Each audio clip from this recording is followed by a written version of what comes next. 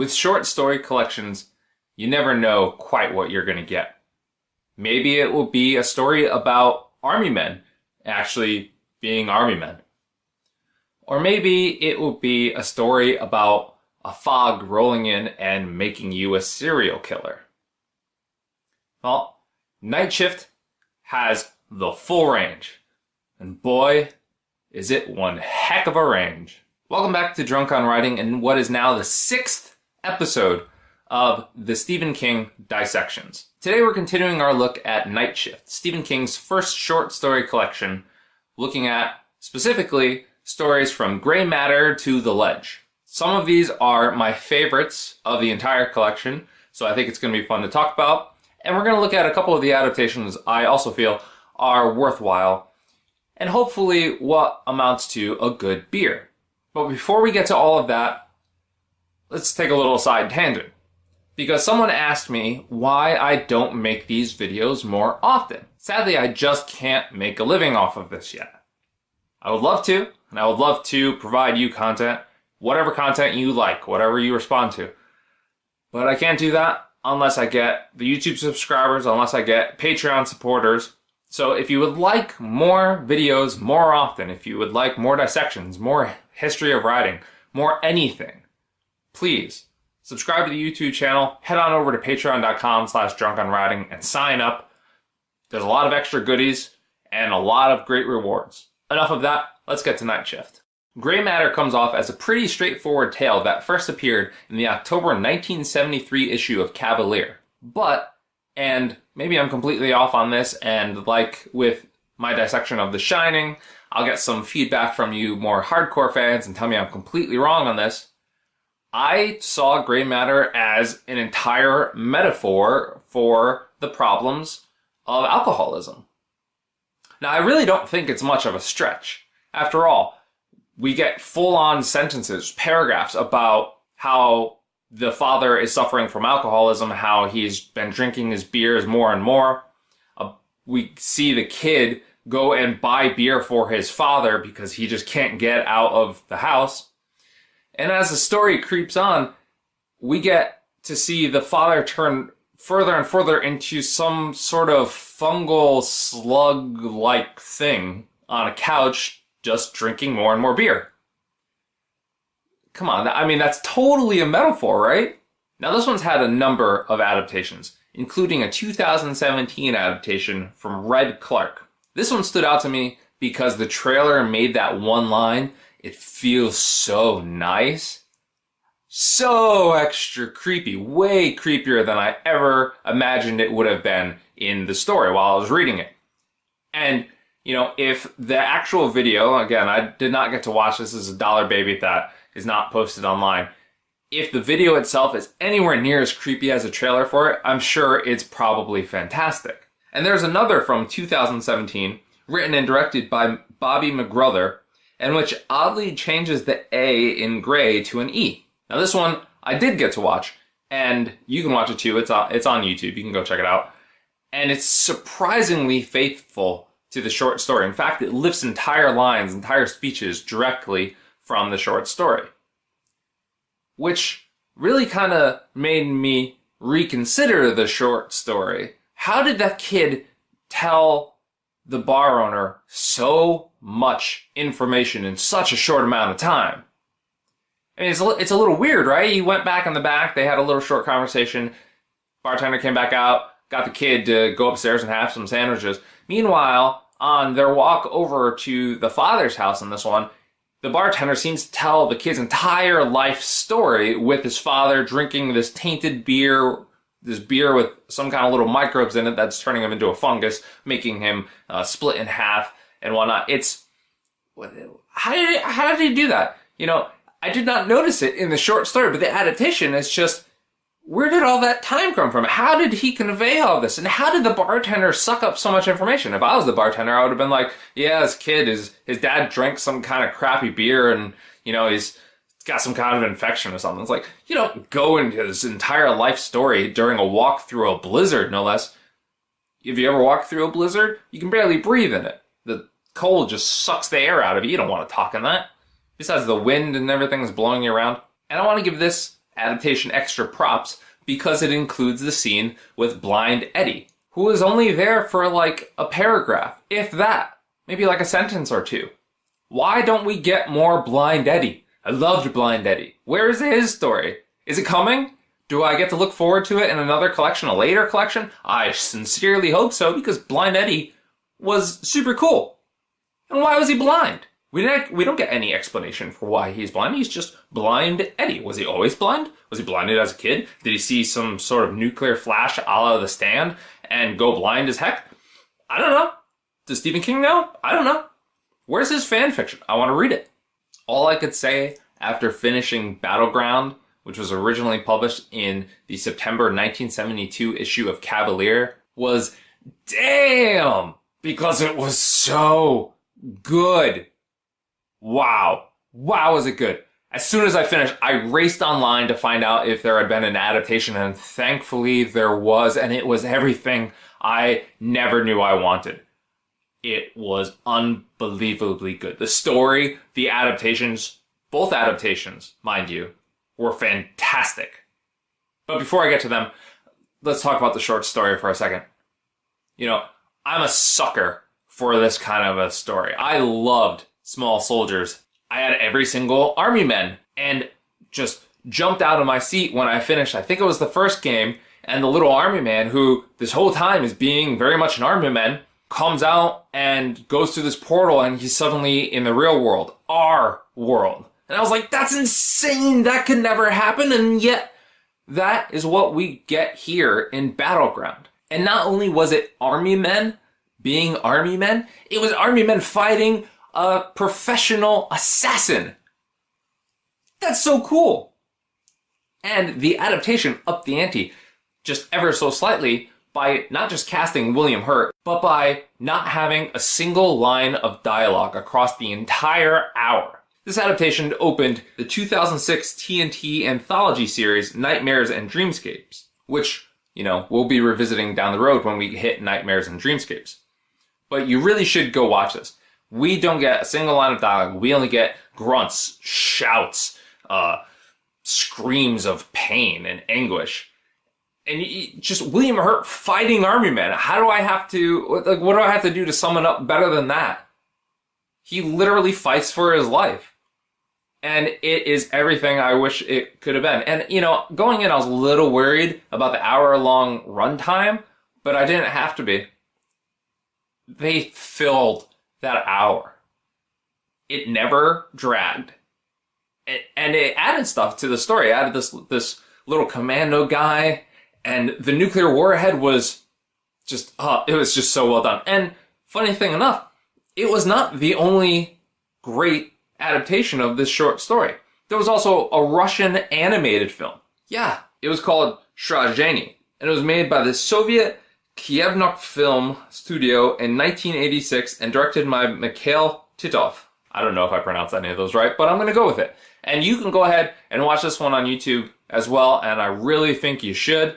It is worth watching. And you can definitely see kind of the Russian influence, because it's not little army men that are fighting, but little cosmonauts, and they actually send up a satellite into space, and they're shooting from outer space, and it's really cool. There's some fun rotoscoping to it, but it really looks hand-drawn, and it's very, very well done. And it's only about 13 minutes, so it's a very fast-paced, easy to watch, enjoyable film. I just want to go watch them again. So I started reading Trucks, which first appeared in the June 1973 issue of Cavalier, without any idea whatsoever what it was about. Sure, I'd seen the Maximum Overdrive poster like my entire life. I think my brother had a copy of it hanging up on his wall. But I never put two and two together. I never knew quite what it was about. So I start reading this story, which is, of course, about trucks coming to life and, killing humans. Trucks and buses and the like.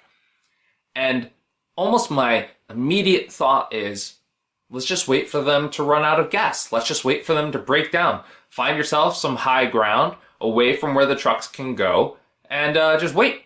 Those diesel trucks, they burn right through that gasoline. They're not going to last that long. It's not going to be that long of a threat. And of course, it's Stephen King. He's ahead of me. He gets there about halfway through the short story, and the whole story just kind of pivots. And it goes from this tale of survival from this harrowing menace to a story of indentured servitude, which I was not expecting in the least. So Trucks was famously adapted into Maximum Overdrive.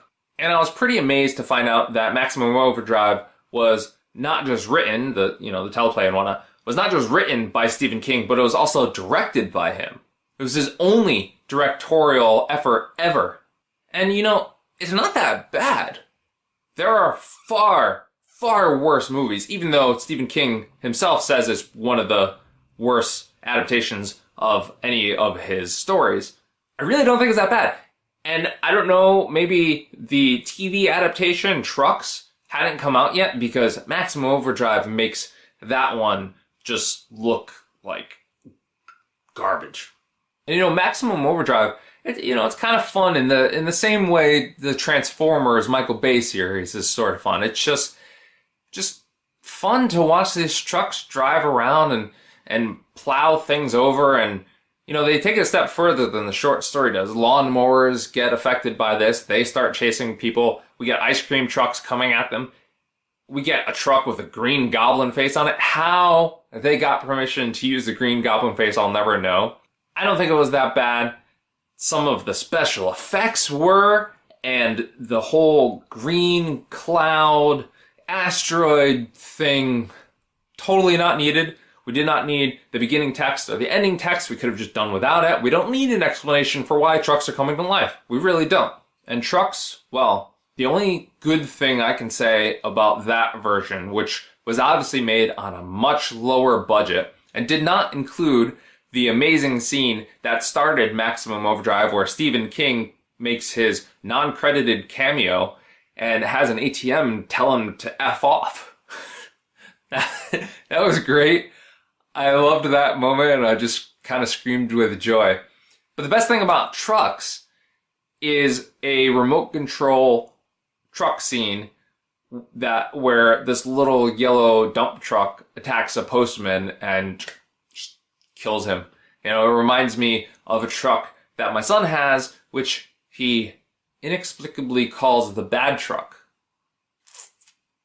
Huh. I really enjoyed Sometimes They Come Back, which was originally published in the March 1974 issue of Cavalier. But it also really annoyed me. Why? Because it takes place in Stratford, Connecticut, my neighboring town. And you know what's right next to Stratford, Connecticut? Milford, Connecticut. So why exactly does the main character of this story, who grew up in Stratford, Connecticut, not know anything by the name of Milford? And even if by chance he had some sort of amnesia, he goes ahead and he asks a Stratford cop what if he's ever heard of anything by the name of Milford. And what does the cop say? Only thing name of Milford around here is Milford Cemetery out on Ash Heights Road. But if you're gonna place your story in a real location, get it right. Why couldn't you come up with a name like Meshuggah, Connecticut, Like Meshuggah High School? I don't never heard of Meshuggah High School. The only thing around here named Meshuggah is Meshuggah Cemetery over on Ash Road. That I would be okay with. Maybe not Meshuggah, maybe you can come up with something better. I don't know, you're the writer. But why Milford? Why does it have to be Milford? And again, deep breath. I enjoyed the story. But to hinge such a critical point of the story on there being nothing in existence named Milford just kind of tore me from this story. But I still liked it. Even with what is becoming increasingly common with King, where he has something of a twist at the end. In this case, it went super incredibly dark. Like, this is the darkest ending for a story I've seen yet. I mean, the main character, to get rid of these ghost people, cuts off his fingers, draws a pentagram on the school floor, and makes a deal with the devil. That's some dark stuff. That's something you don't expect, and it was completely uncalled for. It never was built in. It came out of the blue. It wasn't earned. It was not an earned ending. which was unfortunate, again, because the first half of the story, very well done. Second half of the story, very well done. But sticking them together, not so much. This is not peanut butter and jelly. This is peanut butter and... I don't know, what doesn't go with peanut butter? Everything goes with peanut butter. It's delicious. The adaptation, which was a 1991 made-for-TV film directed by Tom McLaughlin, manages a far better ending. In fact, I'd probably put it above the short story if we were ranking them, in one consecutive list. And for a number of reasons. Not just that, although, it has this problem. For one, the brother's death, handled much better in the movie. I believe it in this movie. In the book, it's just straight up murder. Over, lunch money? The movie handles it a bit better, making it seem more like an accident. And then, this is my favorite part of it, the movie puts the deaths of the bad guys on the little brother. Which is fantastic. He picks their keys up so they can't move their car and drive away from the oncoming train. That is brilliant. Why that is not in the original story, I would never understand. But it was very, very well done. I mean, no wonder they came back for revenge. And 27 years later, but hey, 27 years later, 27 days later, who am I to judge? But again, there are a couple issues with the movie, like the kid who was really just there to be a liability. I guess they put him in because the main character was a little older and he was in a relationship and whatnot, and he wasn't needed. He did nothing for the movie's plot, but he was there and he was a liability. And the fourth bully, the one that didn't die, he drops this line that I guess is supposed to be understood. He says something along the lines of, for everyone they kill, one of them can come back. How do you know that? Where did you figure that out? What I had seen throughout the movie is that they had already come back before anybody was killed. So that doesn't even make sense. I mean, does the then come before the if in this universe? I just don't get it. Whatever the case may be, the movie clearly did well enough because it spawned 2 sequels. Sometimes they come back again in 1996, and sometimes they come back for more in 1998. We're not going to touch on either one of those. I did not watch them, but it did make me wonder, what would the next movie in the series be? What would it be? Sometimes they come back again because they know what you did last summer. Sometimes they come back again, Freddy Lives. I'd never heard of a Strawberry Spring before reading this story. Now, if it's not a made-up term, you figure I would have known it. But if it is a made-up term, it's a really good one. And based on the definition Stephen King drops into this short story, I think we probably just went through one. It's a false spring, a lying spring, like Indian summer is a false summer. My own grandmother used to say Strawberry Spring means the worst norther of the winter is still on the way. And the longer this lasts, the harder the storm. It's interesting the effects weather has on people. Sometimes you hear people say, oh, my hip's hurting, there must be a storm approaching, or, oh, it must be a full moon. So could a strawberry spring like the one in this story, one that brings sun and fog and this sort of warm weather before a storm, could that make somebody go nuts? Make them into a serial killer? Sure, why not? Crazier things have happened, right? I mean, just look who's in the Oval Office right now. But this story, which I should say was released first in the fall 1968 issue of Hubris, it didn't really do it for me. It's got all the great touches of a standard great Stephen King story, like the great characterization, great mood setting, but the twist? Not so much a twist. I pretty much called it the moment the main character met that cop and had that brief little exchange with him. And it was especially transparent once the main character went out in the fog and couldn't make out anybody's faces. Yeah, it was pretty clear he was losing it at that point. Now this one hasn't had any TV or film adaptations, but it has had a couple of Dollar Baby shorts, including one directed by David Linder. It's not the best of the Dollar Babies I've seen, and I say that primarily because it relies far too heavily on narration. The whole thing might as well just be read from the book. It's just a book with pretty pictures, almost like a comic book. Why the director didn't try to make it rely more on visuals, more showing, less telling, I wouldn't say. But I did check out a number of other takes on this story, and they all do the exact same thing. Which made me wonder, why hasn't this been made for a TV or film? Surely somebody could do something with this that isn't just straight narration with some visuals attached for good measure. I can see this being a fantastic, at least, episode of another anthology series like Nightmares and Dreamscapes. I think it would be really, really good. Something akin to Battleground, maybe. But who knows? I'm not a director. I'm not a screenwriter. I'm just some dude talking on the internet. What do I know? We have one more story to get to, but before we do, I just want to say the strawberry in Strawberry Spring really called out to me. And I just had to go ahead and get myself a strawberry beer, which is surprisingly difficult to find, at least at the present moment, unless you want some sort of strawberry cooler that you would probably only drink on a hot day on the back of a speedboat. Not sure why I went there.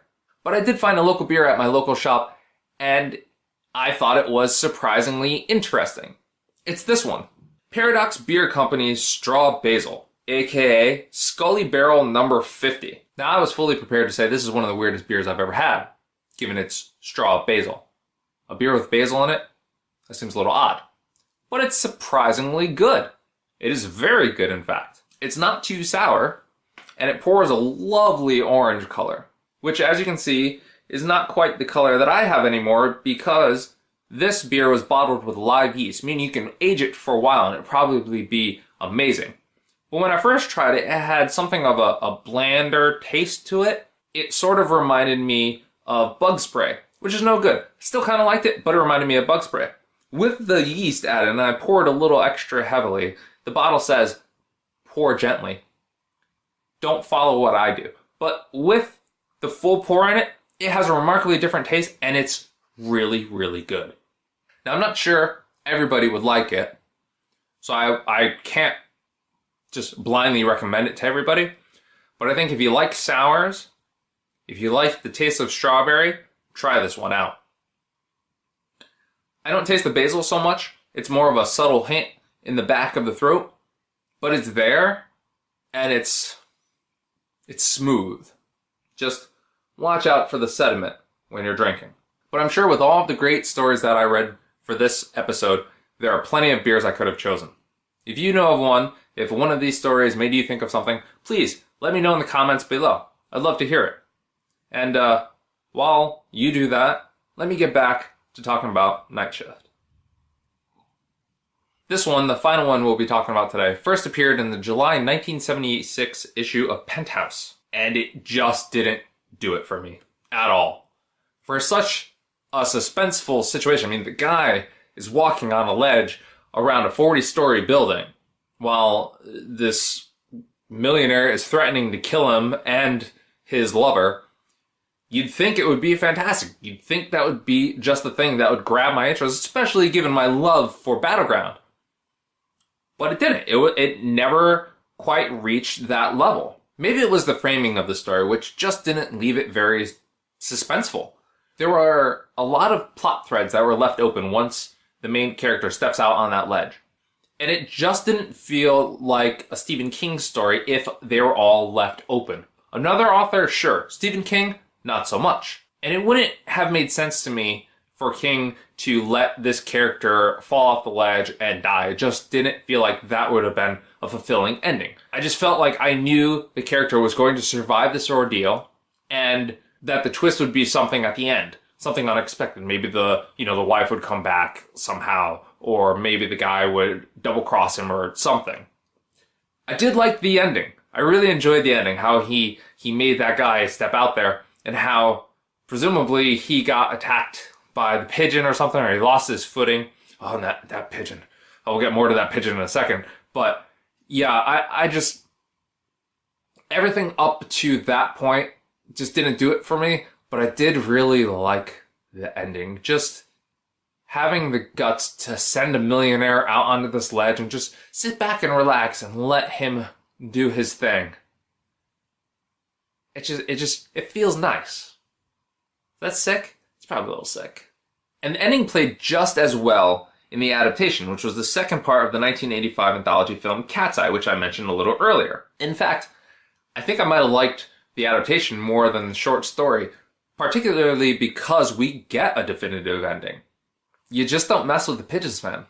Seriously though, that pigeon, oh, I could just feel it in my foot the whole time it was pecking. It was just peck, peck, peck, peck, peck, peck, peck, peck, peck. I was just biting my pillow, I was just cringing. It was awful. And when that pigeon got its crap kicked out of it and the feathers were flying, I've never felt more relieved. That pigeon deserved every second of that boot slamming into it. That was an awful pigeon. It was a nasty little thing. You know, this guy is trying to get around the ledge. Let him get around the ledge. It's not going to bother you. But you got to peck him. And you got to make his ankle bleed. Oh, cringeworthy. And that wasn't the only difficult thing that our protagonist had to do on his little roundabout the ledge up there. He got sprayed with a hose. A hose. 40 stories up, he got sprayed with a hose. That's not cool, man. That's not fair. He's gonna freeze his buns off up there. But the millionaire doesn't care. He's got his wife's head in a bag. You think he cares about spraying this dude with a hose? No, he does not care. That was cold, having the wife's head in a bag, and he just handles it like it's a bowling ball. That's just some sadistic millionaire right there. And did you see that penthouse call out? Good job bringing it back, guys. And we're going to call it there for today. We have one more episode of Night Shift coming up before we hit the stand. And that last episode contains some of the weirdest stories. And I can't wait to talk about them. And I can't wait to talk about the stand because the stand is great. Currently reading it right now, about a third of the way through the story. And then I have to hit up the adaptations. But I'm looking forward to it. Be sure to subscribe to the Patreon channel. That's patreon.com/drunkonwriting to get that episode of The Stand and the next episode focusing on Night Shift, the end of Night Shift, 1 week earlier than everyone else. And be sure to subscribe to the YouTube channel if you enjoyed this video, if you want to get notifications that I got a new video up. And, follow me on Twitter and Facebook while you're at it. I post some fun stuff, and I like interacting with all the fans. Everybody out there, even if you're not a fan. Hit me up, comment, and, until next time, cheers, and keep on riding.